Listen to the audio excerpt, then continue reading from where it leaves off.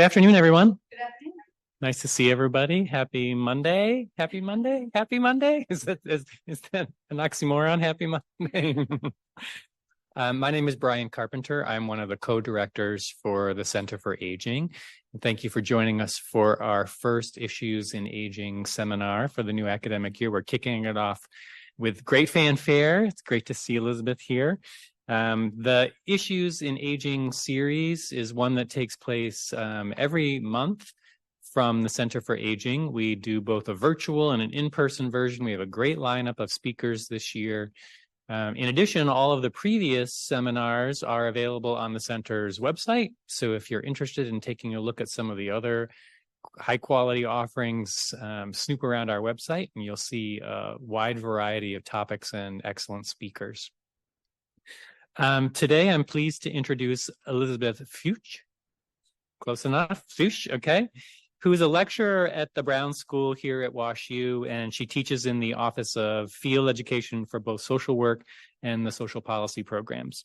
During the spring of each year, Elizabeth teaches social work practice with LGBTQIA populations, and in the fall, she teaches social policy analysis and evaluation. She's a faculty member with the Sexual Health and Gender Center as well. Prior to joining the faculty here, Elizabeth served as an adjunct instructor at the University of Missouri in St. Louis, where she taught gender, sexuality, and aging.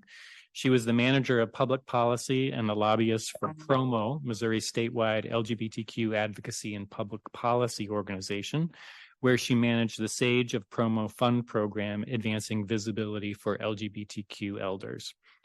Elizabeth was the policy consultant and community healer with the Metro Trans Umbrella Group, as well as a reproductive justice activist with Planned Parenthood. Elizabeth was chosen as the Advocate magazine's 2018 Champion of Equality for Missouri. That sounds amazingly impressive. Congratulations. Yeah. As a native St. Louisan, we're lucky we still captured you here. Elizabeth contributes a local perspective to the social justice movement in the area and is proudly embedded in the LGBTQIA communities as an emerging elder herself. So welcome, Elizabeth. We're glad to have you here.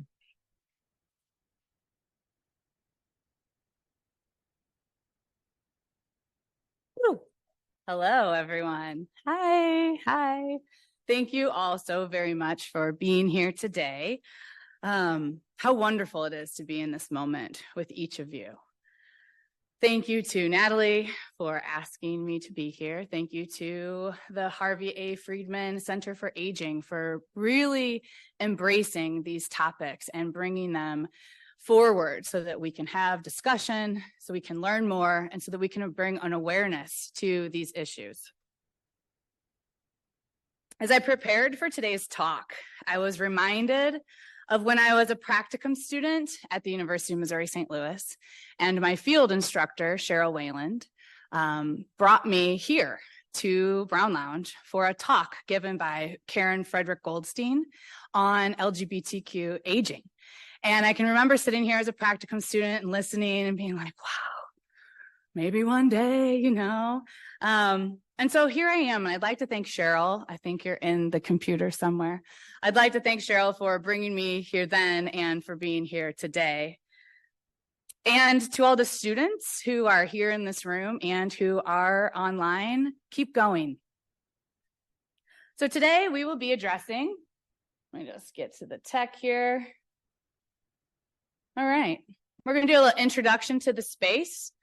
I'm going to give a brief history of anti-LGBTQIA plus policies, little review of the current legislative landscape.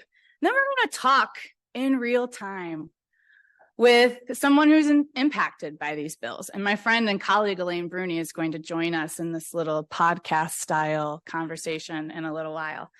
And then I'm going to provide some resources, and I wouldn't be me without a call to action. So we'll have a little of that too there at the end. This conversation, for many of you, this is you. You might be an LGBTQIA plus elder. You might be emerging, like me, into your older adult status. You might have a friend or loved one who fits into this demographic. And so I want to take just a minute to recognize that some of the things we're going to talk about today may be hard to hear. We're talking about a history of oppression for folks for pretty much their entire lives. And so sometimes these things can be a little bit hard to hear. So what I want to honor is that emotions and feelings come up.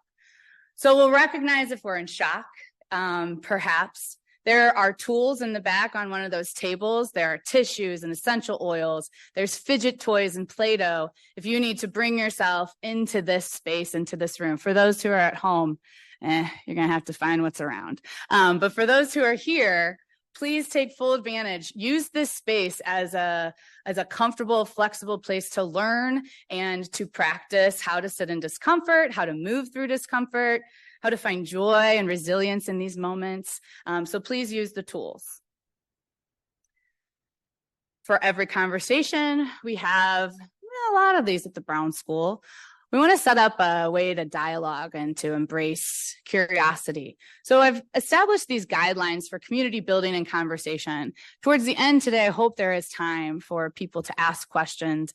And in the event that we do run short on time, please put those questions into the chat.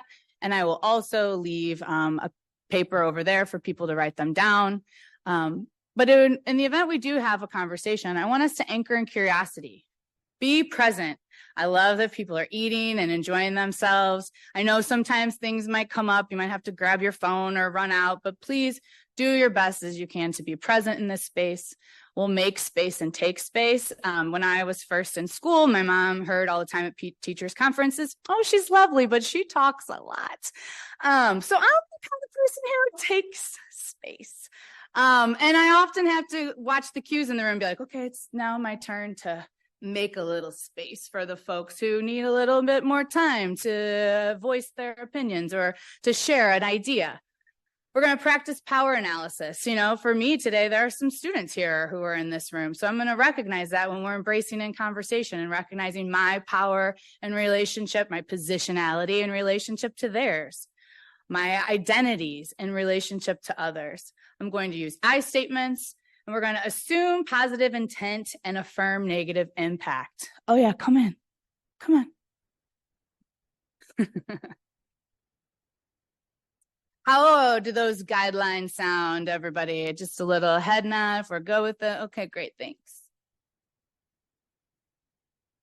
We used to say things like, I'm going to make a safe space. We're going to make a safe space here. I can't guarantee that. I can't guarantee that this is a safe space, that we can create a safe space, but I'm going to hold that we can create a brave space, a space where people feel that they can bring their full self, they can ask questions. For some of you, maybe this is the first time you're having this conversation or hearing this information. And so we're going to create a brave space to share and to practice and to trust one another, that we're all moving in the same direction. The tablet has changed a lot over time.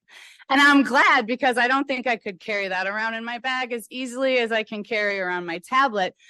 And I show you this to really bring awareness to the fact that there has been a deep, deep evolution of language. And so even in this conversation, when we're using words like, or the acronym LGBTQ, a lot of our older adults, they're not yet so embracive of the word queer. That word held a lot of stigma. It has been used to oppress. It has only been recently, in fact, again, back to when I was in practicum, I was working with an LGBTQ youth group in the area called Growing American Youth. And I was sitting in my first youth facilitation and everybody's introducing themselves. And this one youth says, oh, I'm queer. And I was like, and I look around and I'm expecting reaction and no one's reacting. And we're doing this? Oh, we're doing this now. But language has evolved, and we want to be very mindful that for some, it's not evolved far. And so language is evolving always. And some of our words that we'll be using today are very present and very also nuanced. All right. So what we came here to talk about today. What do we know about LGBTQIA plus older adults? This statistic, 3 million adults identify as lesbian, gay, bisexual, and transgender over the age of 50. 3 million in the United States. And these are just people we know. This is just self-reported data. To self-report means that you had access to a survey and you were able to, on that survey, declare your sexual orientation or your gender identity. And you also felt the confidence that there would be no repercussion for you self-reporting your identities. And so what we know is that 3 million people adults identify as lesbian, gay, bisexual, and transgender over the age of 50. The population is expected to be 7 million people by 2030. When I first started doing this work was back in, as a practicum student, we did a lot of LGBTQ older adult cultural competency trainings.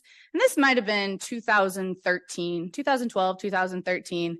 And that 2030 felt a long way off. Oh yeah, then we'll worry about it. We got time. Tick tock. Are we ready? To those who've yet to decide what population you would like to serve or be in service to, our elders, our LGBTQ older adults, there's a need.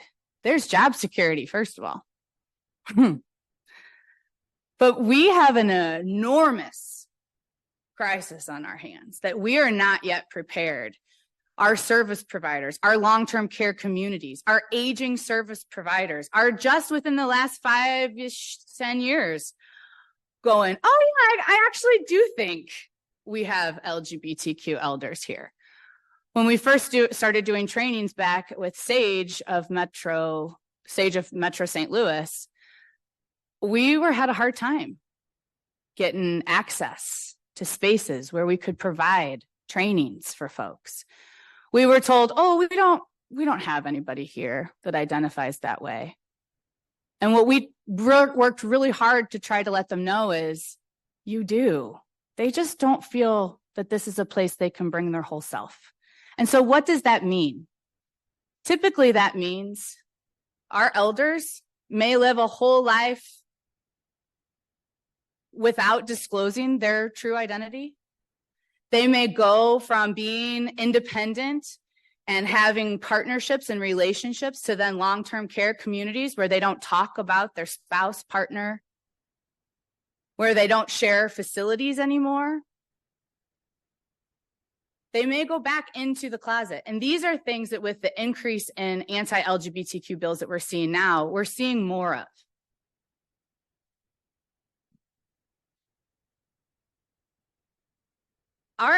Our elders, our community elders, our LGBTQIA plus older adults have experienced a lifetime of discrimination. Just holding that for a moment, a lifetime.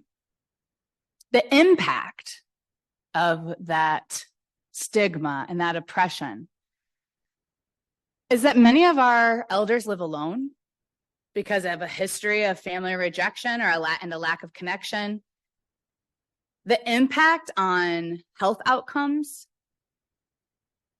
This is a recent publication from Sage. I'm going to really advocate strongly that if you are not familiar with Sage USA or the National Center for LGBTQ Aging, please investigate those sites. There are going to be little links at the end that you can click into.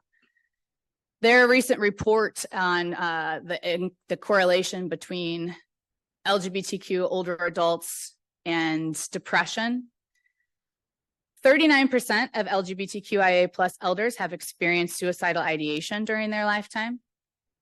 31% of elders have symptoms of depression, which is 2 to 3 times higher than that of the general adult population.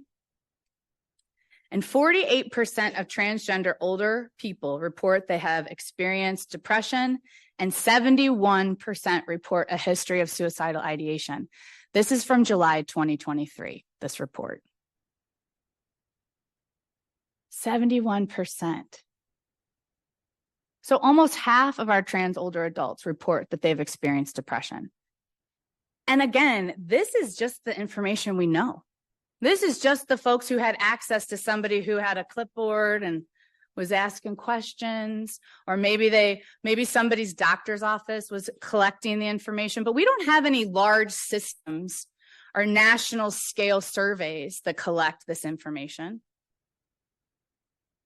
So could these numbers be higher?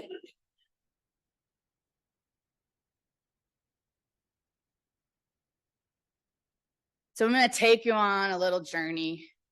This baby, I was like, oh, Google image search, like 1950s babies. And this one was really stuck out to me because I feel like the one's going, oh, are you kidding? Like what? So if our older LGBTQIA plus adult was born in the 1950s, we're going to go on a little journey about what they have experienced, what levels of oppression, what interactions with policies. So in the very first year, if they're born in 1950, in the very first year of their birth, a Senate report titled Employment of Homosexuals and Other Sex Perverts in Government is distributed to members of Congress. This then was a culmination report of many months and years of a deep dive into employees' sexual orientation. The result of this investigation over the previous years was that 4,380 gay men and women had been discharged from the military, and around 500 were fired from their jobs for the government. This is known as the Lavender Scare. So if you were born in 1950, this was the first thing that happened in your upbringing. You don't even know who you are yet. You're not even forming sentences or words. Maybe some words. And then in 1952, the American Psychiatric Association lists homosexuality as a psychopathic personality disturbance. So wait a minute. Here, they're saying that the report states that since homosexuality is a mental illness, homosexuals constitute security risks to the nation, and they can't work here anymore because that's a risk. But it wasn't until 1952 that it was actually in the DSM listed as a mental illness. So how are these things are they working together? And then, so now you're 3 years old. President Dwight Eisenhower signs Executive Order 104050, banning homosexuals from working for the federal government or any of its private contractors. The order lists homosexuals as a security risk. By 1958, the U.S. Postal Service and FBI had declared that the magazine, the first lesbian and LGBT magazine, the homosexual magazine, was obscene. And it marks the first time in U.S. Supreme Court history that it rules in favor of homosexuals. But they had to sue first. Like their magazine couldn't be delivered by the U.S. postal system because of the obscene nature. Censorship. Does this sound familiar?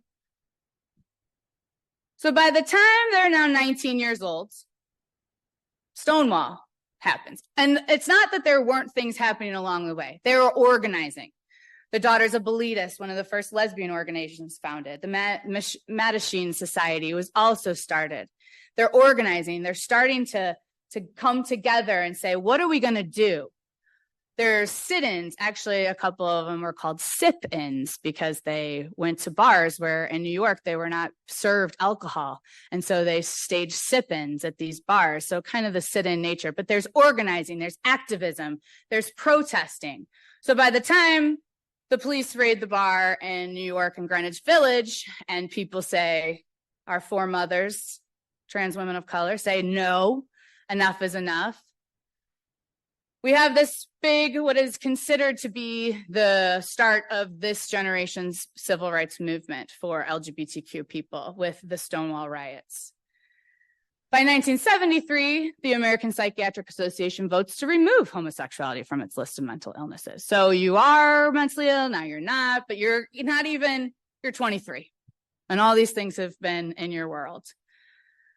In 1977, Anita Bryant successfully campaigns to repeal a gay ordinance in Dade County, and it would not be restored again until 1998. So for 20 years, that ordinance, the people of Dade County did not have protections. And then we're in 1981. And the first rare pneumonia and skin cancer is found in 41 gay men in New York and California. The CDC initially refers to the disease as GRID, gay-related immune deficiency disorder.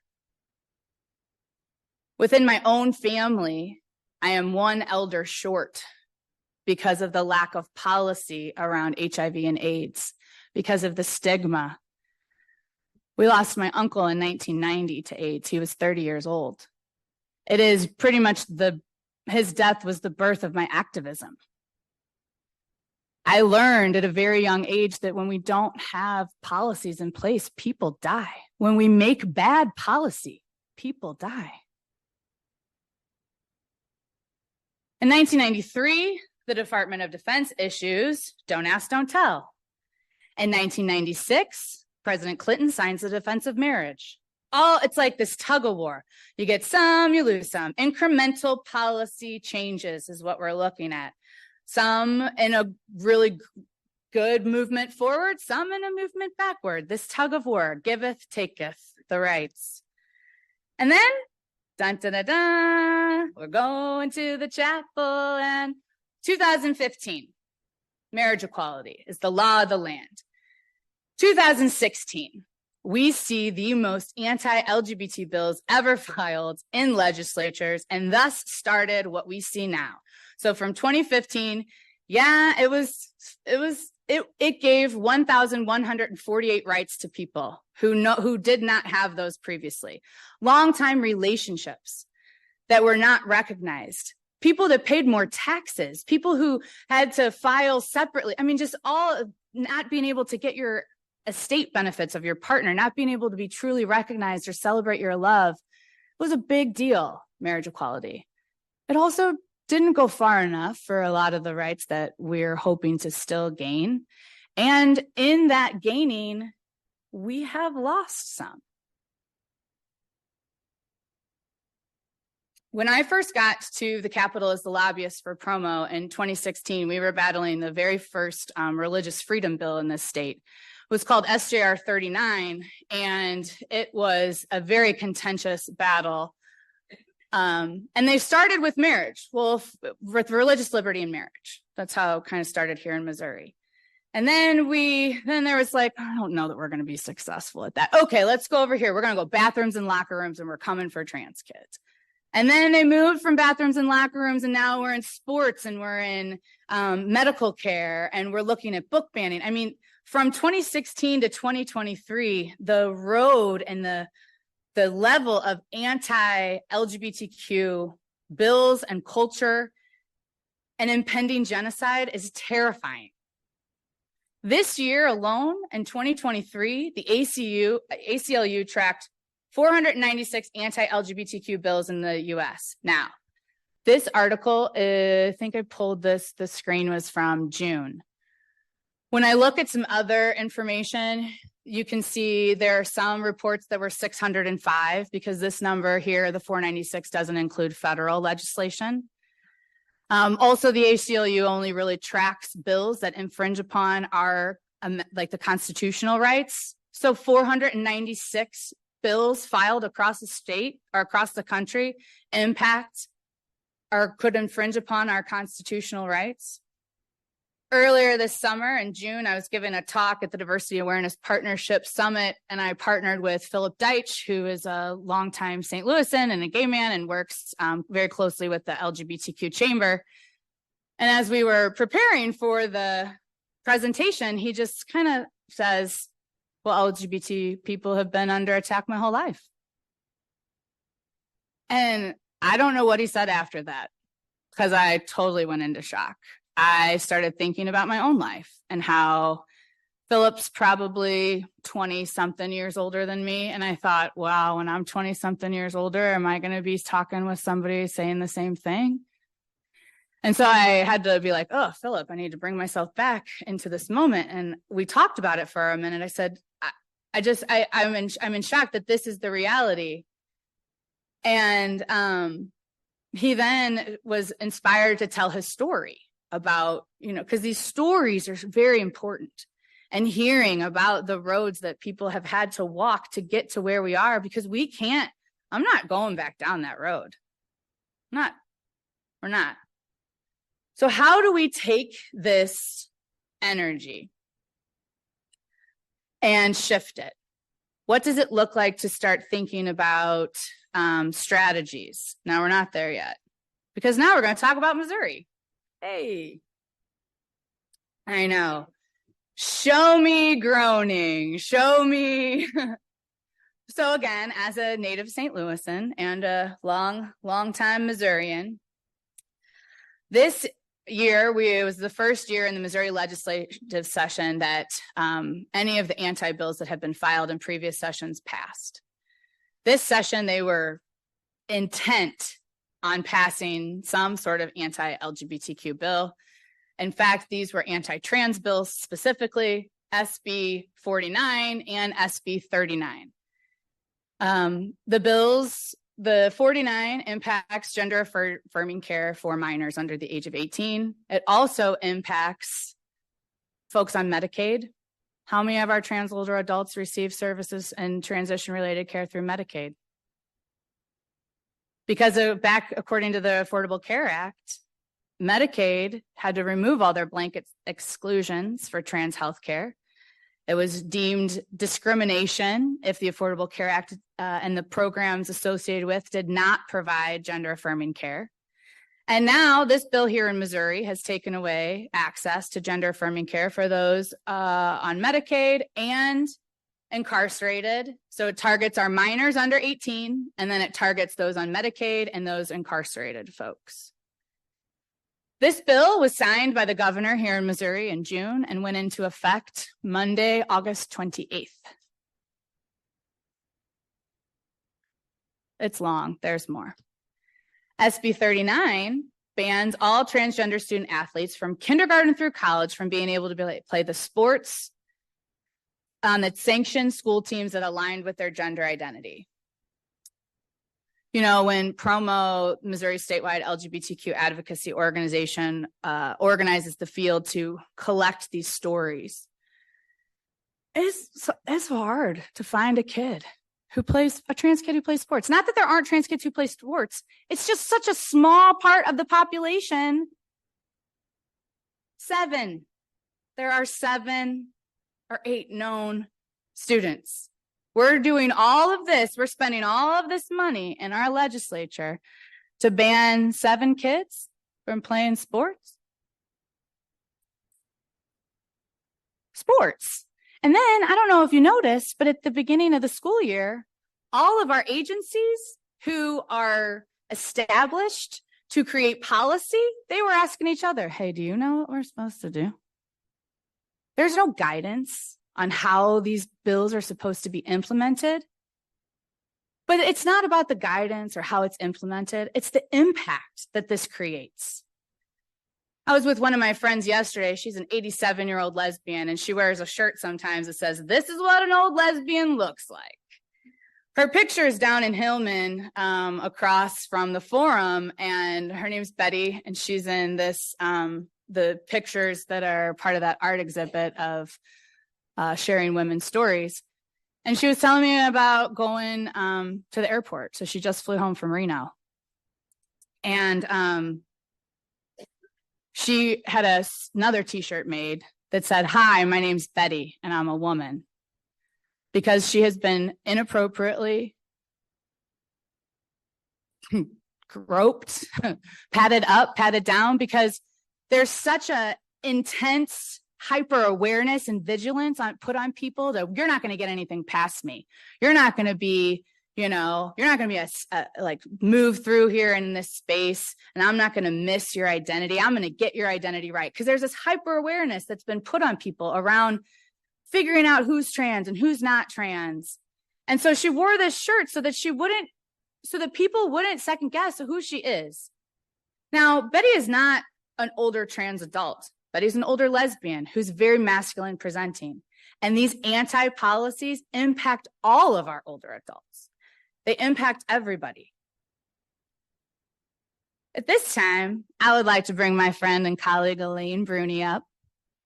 And we're going to sit here and do a little kind of like Oprah in the Redwoods podcast style interview. You know, in academia, we like to have data and demographics and statistics on this person's lived experience and this person's lived experience. And lucky for me, I'm able to tap into a 5D real life human who has a wonderful experience. Just a little bit about Elaine. Elaine and I worked together when they were with the Metro Trans Umbrella Group. Elaine was the board president of the Metro Trans Umbrella Group. And Elaine is a long-time servant and teacher and educator to the St. Louis Public Schools in the area. I'll let them tell a little bit more in our chat, but I just wanted to give you a little, you know, who they are. And I'm going to move over here.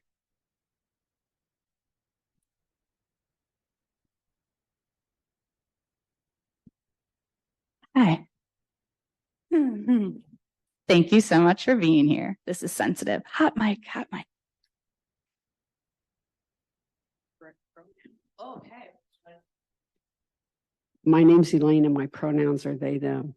It confuses many of my peers who identify as lesbians and look at me like I'm, what? So, welcome. So, thank you for sharing that and thank you for being here. And so the first question, and I love that I gave them the questions and they wrote it down. So great. Thank you. I love it. Do you consider yourself to be an LGBTQIA plus elder? My answer is yeah. Oh, okay, this back more. My answer is yes. As when I was at a conference a few years ago, and it was the workshop session was elders and young people, and a young person came up to me at the end of the session and said thanks, and I said okay, and they said that they saw me as a possibility model and had not met any non-binary elders, you know, prior to that, and they had no vision of themselves as an elder non-binary person, and they met me and they said, I can see myself getting older now, and broke my heart, right?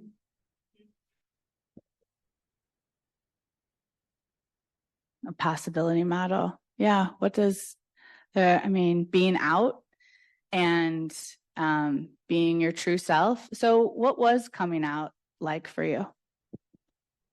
Stages, many stages. So I really didn't come out as a non-binary person until I was in my 50s, late 50s, because it was kind of scary, job-wise, friendship-wise, family-wise, and I really wasn't able to determine who I was, where I was.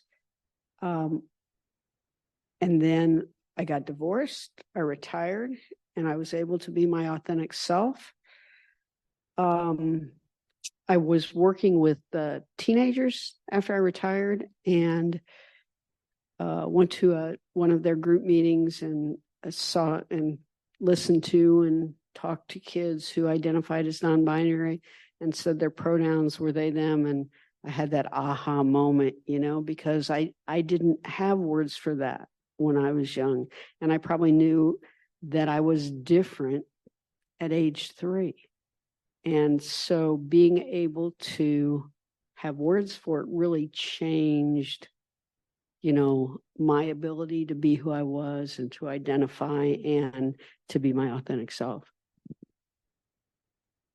Thank you. Wow. Age 3, huh? So when you want the story? Okay. I was 3 years old, and when you're 3 years old, you know, mom has to supervise you. And my friend, the little boy up the street, came down. We were playing and had to go to the bathroom. So mom has the door up so she can keep an eye on both of us, has me waiting outside. He goes in, mom helps him. I go in, I am furious. He got to stand up to pee. Why couldn't I? You know, and, you know, I've reflected on that over the years. And that, for me, that was my reality, you know? Why couldn't I do that? Just seeing that there are, like, you felt things in you that I feel like this kid, why can't I do what this kid's doing? What makes me different? Why is my body different? And also thinking about what we said in the presentation about what was happening at that time, you know, by the time you were 3 years old, all those other things had happened. There, you said, there was no language. There, of course, there was no language. They were working hard to make sure you didn't have a language to.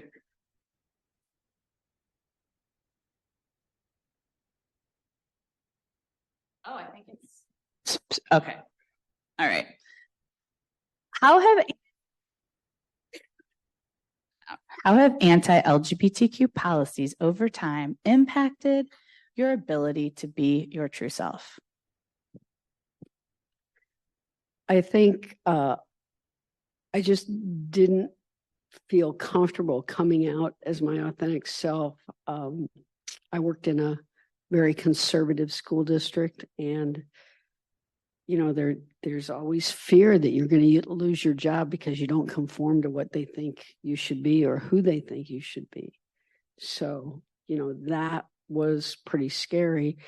And I was super romantic, to my wife in October of 2016, because I was very fearful that the election was not going to go the way that I would have liked for it to go, and it didn't. So I was romantic in October and said, if the election goes the way it might go, we need to get married before the year's out, because I was really unsure of what policies could be created and how that could affect what we'd gained a year ago at the national level.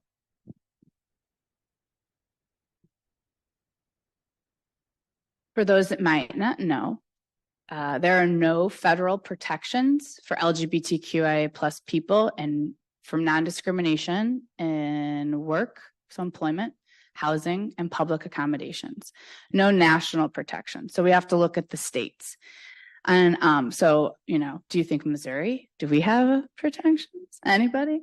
St. Louis does, yeah. Right, you're right. So we look at the state to see if they have protections. And Missouri, we've been working to pass the Missouri Non-Discrimination Act here for about 25 years. Seriously. And yeah, it's been about that long. And so because of that, we have to get creative with policy. So then you look at the local and institutional levels. So we've been able to pass ordinances and executive orders. So St. Louis City has protections, St. Louis County has protections, places like Kirksville, Jackson County, Kansas City.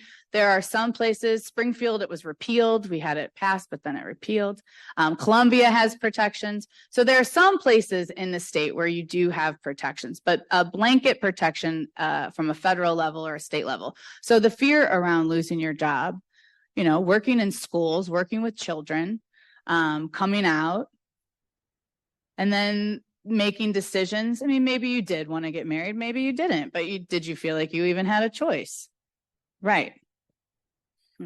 So that's how those policies have impacted you. So what parallels do you see between these anti-bills that we have now? So what are the parallels you see throughout history and what we have now? Hate. Passing legislation based on fear of what they don't know or who they don't know. The unwillingness to be open-minded. They pass bills based on prejudice, fear, being uncomfortable, and those bills typically don't affect them. They're making judgment calls on things that they just really don't know about. And it's, you know, pretty hateful. There was an ordinance in St. Louis. That was, when was it repealed? Like the 80s, 84. If I would have been dressed like this, I could be arrested. Okay. Okay, so now I'll have to tell the story. And I'm going to plug the St. Louis History Museum's exhibit on LGBTQ history here in Missouri. And they have an excellent exhibit that will be on display in June. But we had a little preview. And so there's an article from one of our early newspapers talking about a raid on a bar where a bunch of drag queens were arrested. And one of the drag queens, Michael Shreves, who lovingly is known as Michelle McCausland, was like, no, and sued, because in the city of St. Louis, there was an ordinance that said if you are caught wearing less than 3 articles of clothing of the sex you were assigned at birth, then you can be arrested. So the queens were arrested because they weren't wearing articles that were matching of the sex they were assigned at birth. So Michael sued and won. And so that ordinance was overturned in the state of Missouri in 1984. And I would like to also hold a little space for the ancestors. We lost Michelle McCausland during COVID. And a lot of her makeup and her outfits will be in the History Museum project in June. So, and Michael was a huge activist in this community, and I can't help but wonder if it started with a little arrest after a number, a little shimmy, and off to the courthouse. Thanks for bringing that up and into the conversation, because again, those anti-bills. So, like, if that happened again, which who knows, secession, stay tuned for 2024. Then how do you even know how to get dressed to leave your house? These grooming standards, kind of how they present that. Yeah. And my haircut. Oh yeah. I going to the bathroom in public places, really kind of scary. And yeah.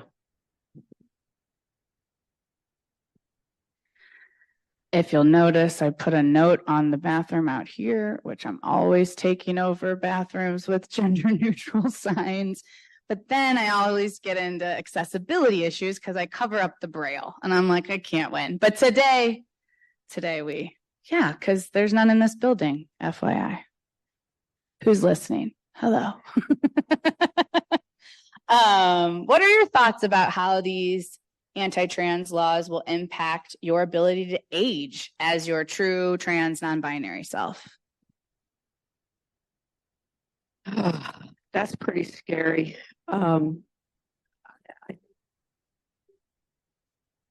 Could cause me to be hurt by not being able to access what I need. I have great medical care now because I go to a very LGBTQ friendly practice. Housing is okay for me, but I don't know what's going to happen in the future and how that will impact my ability for care down the road. And we talked on Saturday. So one thing I want to bring up is about the married couple that from here in St. Louis that were trying to get into a Friendship Village. That was it. And they sued. They lost the suit. And then it was overturned by the federal law that there was a federal suit that came in. And I'm not really sure where the couple ended up going, but one of the people in the couple had dementia, and that's why they were trying to get that care. And so it's pretty sad knowing that it may not be available. The fear of going into a facility that doesn't welcome or honor you or your relationship, the fear around, the unelected Attorney General of the state of Missouri is working very hard to pass policies at an administrative level that could impact adults and adult health care.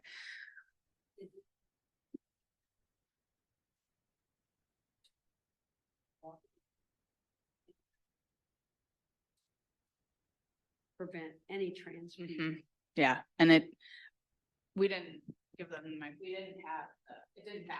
It was. No, he put an executive order into place, and fortunately, there was a medical practice here and several individuals that worked, I believe, with Lambda Legal and ACLU, and they sued, and they got it to stop, and then it was heard again, and eventually he dropped it. But we're in an election year, and he wasn't elected the first time. And so campaigning is important, and having things to campaign on and getting statewide recognition. And this is a very contentious, hot button ballot issue for people, especially here in the state of Missouri. And so really paying attention to all the different ways that policy can be shaped. We can do a lot through proactive policies in places like the city of St. Louis and in Kansas City. Both mayors have implemented executive orders as sanctuary cities for trans folks. But when it comes to the legislature, I mean, the state ledge has a little bit more clout than the locals. So if they wanted to change some things, we don't want to do a lot of hypothesizing or projecting.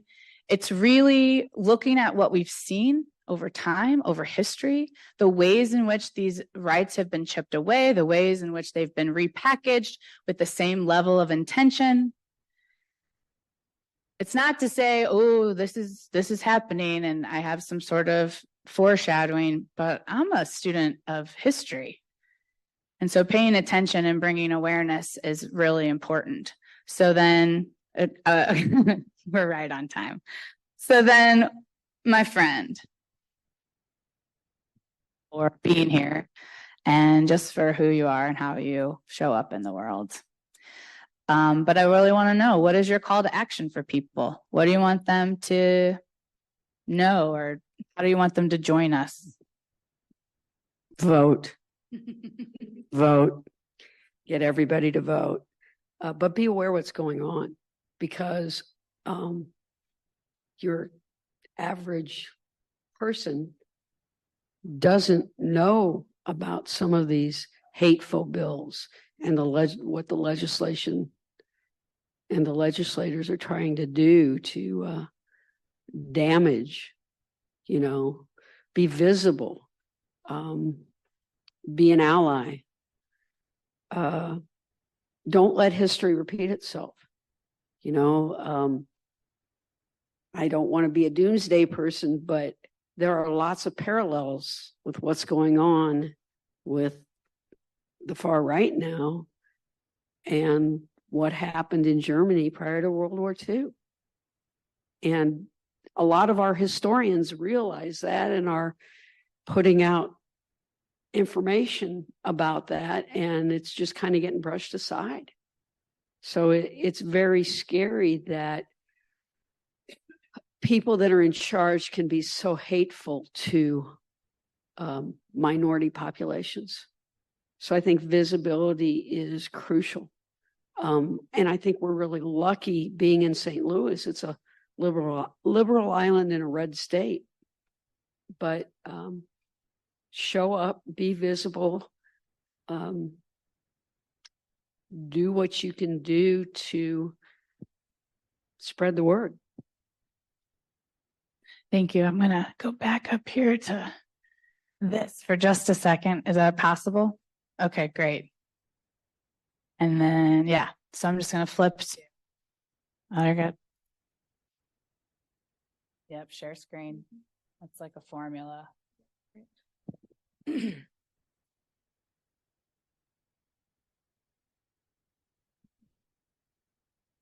Thank you, Natalie.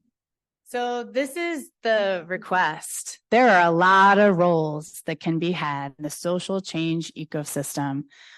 Find what your role is. Do you want to be a builder, a weaver? Are you going to disrupt? I'm all here for the disruption. Find me if you're into it. Caregiving, the essential oils, the snacks, the food.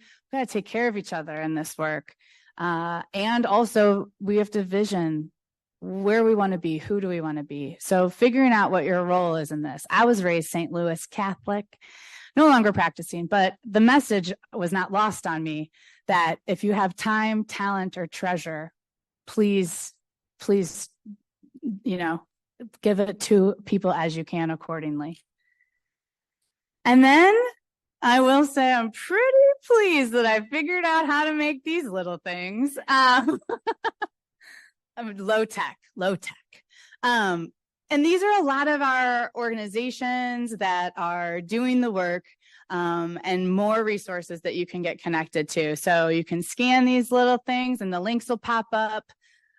Please find your way to connect and to get involved. And we'll open, I think there's about 5 or so minutes left if we wanted to do some questions. Thank you so much for coming, to all my colleagues, to Elaine, all my students. Thank you.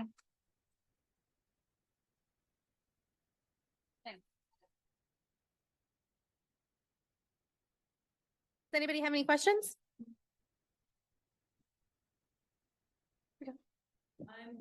I'm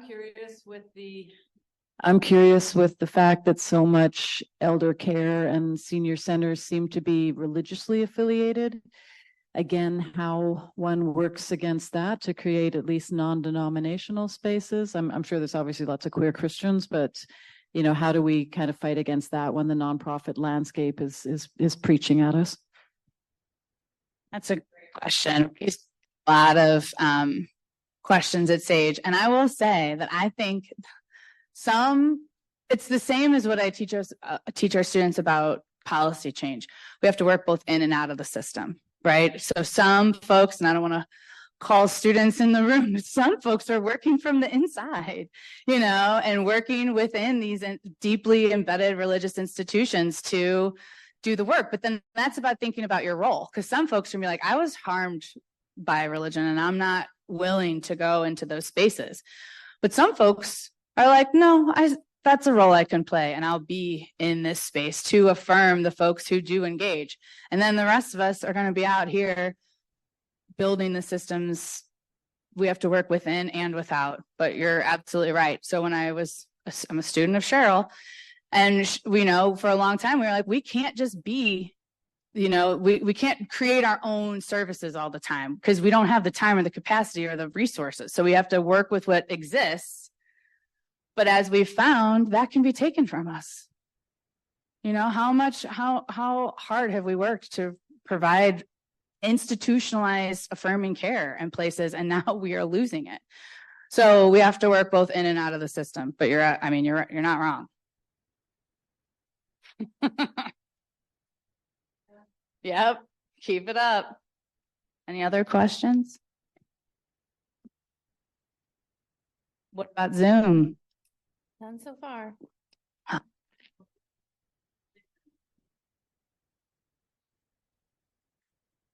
You repeat the question. Can we stop recording?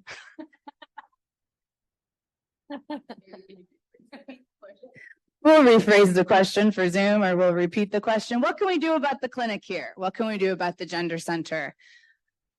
If you're a praying person, no, really, truly, I can't help but wonder what is actually happening that we don't know about. I saw a letter on Friday that was from one of our U.S. state senators to the chancellor. And so I can only imagine that there is a lot happening legally that we don't know about. What we can do as a community, as activists and organizers and practitioners, is make sure we figure out how to deliver care around systems when we no longer have them in systems. And those of us who are at this institution can use our roles and our privileges and spaces at meetings to show up and ask questions. And then I think we're going to have to wait and see what happens in the courts, really, because I think there's a lot happening that we don't know about. That's my thought. So Arkansas had I think it was Arkansas had a similar law that we did about gender affirming care for kids, and it was tossed. And Unfortunately, the lawsuit that was brought here in the state of Missouri was tossed by the judge, or they're going to revisit it, I think. And Yeah, we did not get an injunction. We were hoping to get an injunction, but we did not. And so the law went into effect. But yeah, they're going to go back to court. I mean, that's how this works. But then let me ask you this. Do we want it at the Supreme Court? Right. So, yes. I also think this is a moment where we could see the opportunity to reframe some of these issues. So, for example, I'm quite I don't always think the medical model is the way to go. And I think sometimes the medical model has shaped what affirming means. And so is this an opportunity in our activism to reframe the discussion and make sure that we're not limiting our discussion to things like hormones, which are essential? They're absolutely essential, but they're not the only thing that helps people feel affirmed and cared for. So maybe this is an opportunity, as our voices are getting louder, to frame the conversation how we would like it, in solidarity with others, in solidarity with people in medicine and such. That's one way I think of trying to leverage this moment where we're under attack. Yeah, absolutely. Reframe. And we have to think about, how do we do this now? What are our opportunities? I do a lot of work in the reproductive justice space, and so many people are saying, yeah, we lost through Dobbs, we lost Roe, but Roe didn't go far enough. So maybe what we've had doesn't go far enough. So how do we reimagine the world that we want and then go after it and get it unapologetically? Some of us are going to have to act up like our ancestors. Yeah, I'm here for it. This is weird. I agree. I agree with what you said, and I think that some trans folks, kids a lot, have that view of themselves, and as much as we can do affirming things without medicine, it doesn't always do the truth. It really doesn't. Oh, certainly not. And the suicide rate, I worked in a high school. One year we had a death and 2 suicides, and the 2 males that completed suicide, I have no doubt in my mind, reflecting back 20 years, that they were experiencing gender issues. No doubt. I think we're very much in agreement. I think reframing and thinking really holistically is important because sometimes things like hormones and surgeries are essential, and it's very clear that the dysphoria and that treatment solves the problem. There are times when it doesn't. And so if we're not paying attention to complicated family histories and trauma and other mental health things that are going on for someone. So my question is simply not either or. It's careful not the medical model has not always been great. Right. People stigmatizing society. So could we use this at the moment to say, what does affirming mean? Yes. Not limit ourselves. What does affirming mean? What does it mean to you? What does it mean to me? What does it mean to this time? Now that we have the ability to reimagine it, this has all been crafted over time. It's emergent as we're discussing it. We've been kind of piecing these things together over time based on an intervention. We saw a need. People were expressing something's going on, and so we, as a society, as caregivers, as loved ones, as practitioners, we're like, yes, let's think about what the intervention is. And to your point, now we're thoughtful about what is the intervention in this point? What does it need to be based on the things that we've learned, what we know, where we've been, where we want to be, what do we do now? And I want to just land on it's a big moment. Yes, it has trepidation. Yes, it is a little bit scary, but also it can be exciting to imagine what we want now. And we have to be willing to go after it. So please connect with these organizations, connect with, if you want to send me an email, I'm happy to talk about these things further. you want to figure out how to get involved, we would love to have everybody's voices involved in this because it's going to take a lot of us to figure out what the strategy is going forward. All voices are important, except the ones who are trying to silence ours. Let's be clear. And I think we're over time. Thanks, everybody. Thank you, Elizabeth, so much for joining us, Annie Lane. Our next Issues and Aging is on October 9th. That's what it's supposed to say, not the squiggly words. So please join us next month if you can. Thank you for coming. Thank you, Natalie.